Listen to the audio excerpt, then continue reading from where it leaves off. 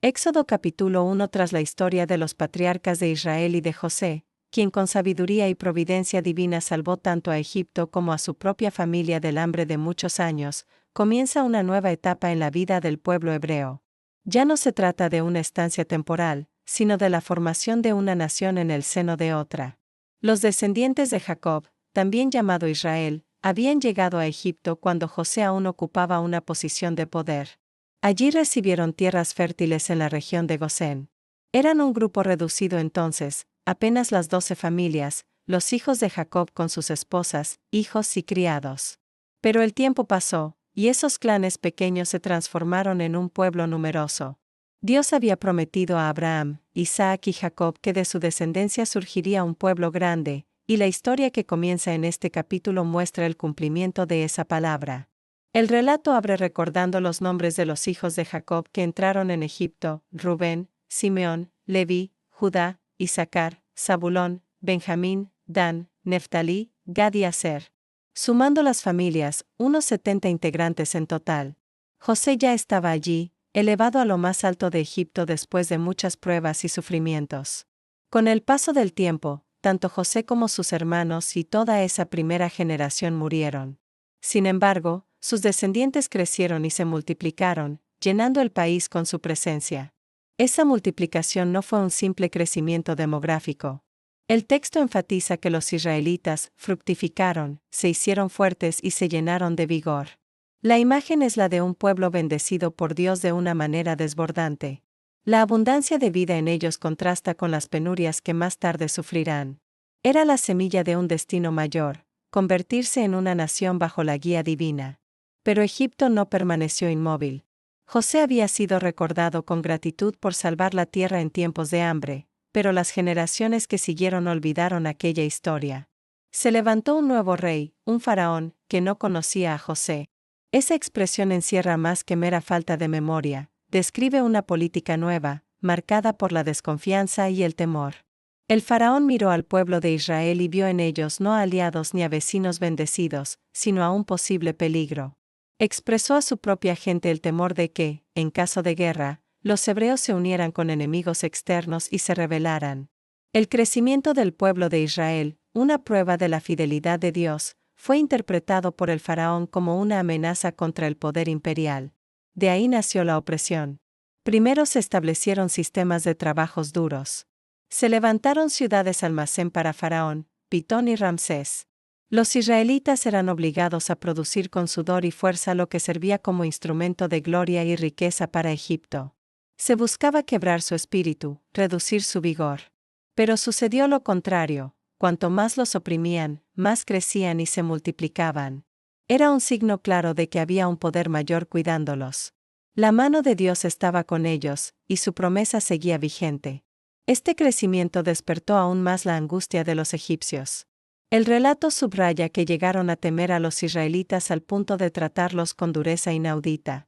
Se les impuso servidumbre amarga, con trabajos de campo, de construcción y de fabricación de ladrillos. La intención era destruir su resistencia y sofocar su esperanza. Era el comienzo de una esclavitud sistemática, en la que el pueblo del pacto era tratado como un engranaje desechable al servicio del poder totalitario del faraón. Pero la hostilidad llegó todavía más lejos.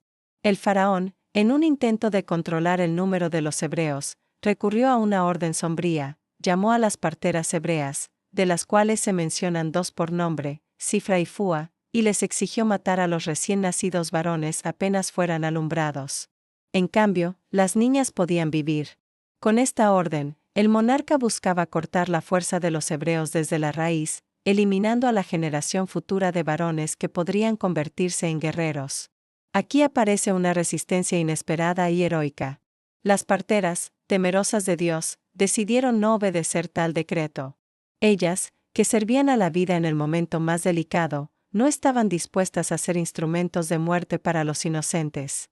Cuando el faraón les preguntó por qué no habían cumplido su orden, respondieron que las mujeres hebreas eran fuertes, daban a luz antes de que ellas llegaran. Era una forma de escapar de la violencia sin enfrentar directamente al monarca. Dios vio esa valentía, y bendijo a estas mujeres dándoles prosperidad y familias. Frente al poder del faraón, la fidelidad de dos mujeres humildes se convirtió en un acto decisivo en la historia. El capítulo se cierra con otra orden, aún más despiadada. Esta vez, no solo a las parteras, sino a todo su pueblo mandó el faraón: echad al río a todo niño varón que nazca, y dejad vivir a las niñas. Así se muestra la cara más cruel de un poder que teme perder el control, la violencia indiscriminada contra los más débiles. Esa orden prepara el escenario para el nacimiento de Moisés, quien pronto será el instrumento de Dios para liberar a Israel. Reflexión sobre el contenido. El capítulo 1 del Éxodo tiene una gran densidad de significado. No es solo la descripción de un cambio de situación social, es el inicio de un gran drama de liberación. Allí se nos enseña varias lecciones profundas. La fidelidad de Dios frente a las circunstancias adversas. Aunque los israelitas fueron esclavizados, su crecimiento no se detuvo. La promesa hecha a los patriarcas seguía cumpliéndose contra toda oposición humana. Esto nos recuerda que la palabra de Dios no queda anulada por la hostilidad de los poderes visibles. Altamer K. General Avida. El faraón temió al pueblo de Israel por su vitalidad. Curiosamente, lo que en esencia era un don divino, la fecundidad y la fuerza del pueblo, fue percibido como amenaza para un sistema que necesitaba dominio absoluto. El poder humano muchas veces interpreta la bendición de Dios como un peligro. La dignidad de la resistencia desde la fe. Las parteras ofrecen un ejemplo luminoso. No eran gobernantes ni guerreras, sino mujeres modestas que intervinieron en el momento del parto. Su temor de Dios fue más grande que el miedo al faraón. En ella se muestra que la grandeza no depende de títulos ni de poder, sino de la fidelidad a la vida y a la verdad. La paradoja de la opresión. El relato enseña que cuanto más los oprimían, más crecían. Es una constante en la historia: la persecución de los justos no destruye su causa, sino que a menudo la fortalece. La opresión, destinada a extinguir, se convierte sin saberlo en fertilizante para el crecimiento del pueblo de Dios. La preparación para la liberación.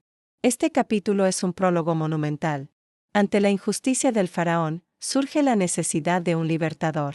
Sin esta sombra de esclavitud y dolor, no se entendería la magnitud de la obra que Dios realizará en los capítulos siguientes.